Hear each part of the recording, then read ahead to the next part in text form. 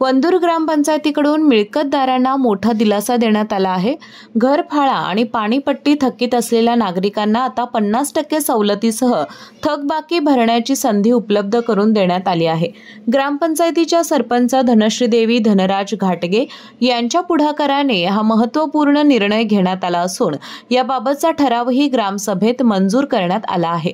नियमानुसार 31 डिसेंबर पूर्वी थकबाकी भरल्यास मिळकतदारांना घरफाळा आणि पाणीपट्टीत 50% सवलत देण्यात येणार आहे। या निर्णयामुळे वंदूर गावातील नागरिकांच्या आर्थिक भारात दिलासा मिळणार असून ग्रामपंचायतीच्या महसूल वसुलीलाही गती मिळणार आहे। ठराव जाहीर करताना उपसरपंच सागर उर्फ शिवाजी बागणे, ग्रामसेवक प्रल्हाद कांबळे, रामचंद्र जंगटे, अनिल गुरव, बबन खोडवे यांच्यासह ग्रामस्थ मोठ्या संख्येने उपस्थित होते।